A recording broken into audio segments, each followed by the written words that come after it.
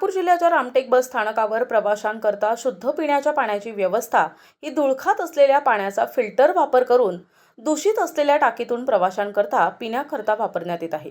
या पिण्याच्या पाण्याची व्यवस्था ही आगार प्रमुख व्यवस्थापनामार्फत न करता नवीन बस स्थानकाचं काम चालू असलेल्या कॉन्ट्रॅक्टरद्वारा स्वतःच्या स्वखर्चातून शिफ्ट करून त्या माध्यमातून प्रवाशांची गैरसोय होऊ नये याकरता मानवी मन म्हणून त्यांनी स्वखर्चातून ही टाकी लावून जुन्या अस्वच्छ आणि पडीत असलेल्या फिल्टरमध्ये पाण्याची व्यवस्था करून प्रवाशांना पाण्याची सोय केली आहे।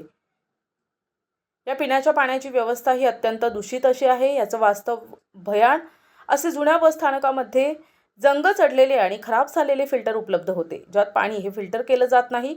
अशा टाकीमध्ये ट्रॅक्टरद्वारा पाणी आणून एका बांधलेल्या टाक्यात सोडले जाते आणि पंपच्या द्वारे टाकीत वर ओढून ज्या टाकीमध्ये कायम डास आहेत अशा टाकीत सोडून हे पाणी फिल्टरमध्ये सोडलं जातं।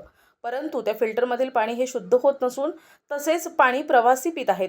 याकडे आगार व्यवस्थापक जाणीवपूर्वक दुर्लक्ष करून प्रवाशांच्या आरोग्यास धोका पोहोचवत आहेत, जे की विज्ञानातील होत असलेली ही 60% रोग हे पाण्यामुळे होत असतात। यामुळे ग्रामीण भागातील येणाऱ्या प्रवाशांना या पाण्यामुळे धोका उद्भवत आहे।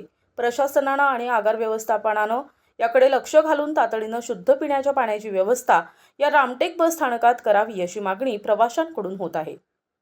मेंबर या कंपनीचा एक सुपरवायझर बोलतोय मी। इकडे 8-10 दिवस झाले की इथं पाण्याच्या बहुत टंचाई असल्यामुळे इथल्या प्रवाशांना पाणी मिळत नाही सर।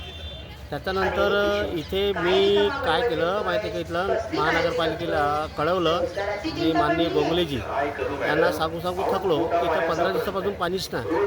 त्याच्यानंतर मी काय केलं, DPM सर आहे जे रोडाच्या हायवे जे रोडाचं काम सुरू आहे त्या DPM सराशी कॉन्टॅक्ट केला। त्यांनी मला कमीत कमी 10 ते 15-20 टँकर पाणी मला याच्यामध्ये आणून दिलं, जेणेकरून ते प्रवासासाठी आणि गाड्या बसेस धुण्याकरता दिलं।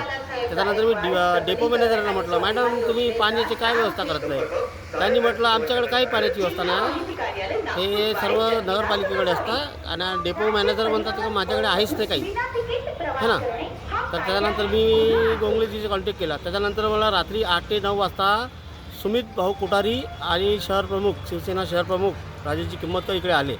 मला विचारलं त्यांनी काय रे बाबा इथं काय प्रॉब्लेम आहे? म्हणलं सर इथं पाण्याची पुष्कळ त्रास आहे, प्रवाशांना पाणी मिळत नाही, काही नाही, लोक एवढा विद्यार्थ्यांना शाळेतून एवढ्या दुरून विद्यार्थी येतात, त्यांना पाण्याची व्यवस्था होत नाही। मग मी काय केलं माहिती आहे का सर, मग मी स्वतःला बसस्टॉपच्या वरती मला पाण्याची टँक मिळाली, ती बघा पाण्याची टँक वरती लावली मी आपल्या स्वतःच्या पैशाने लावली ती टँक।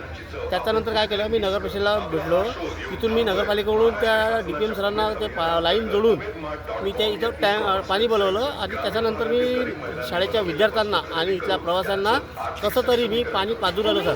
हे माझा एक स्वभाव आहे, त्या पाण्याचा हे बहुत धर्म आहे आणि लोकांना पाणी मिळालं हेच मला शांती आहे। प्रतिनिधी अजय मेहरकुळे, NTV न्यूज मराठी, रामटेक, नागपूर।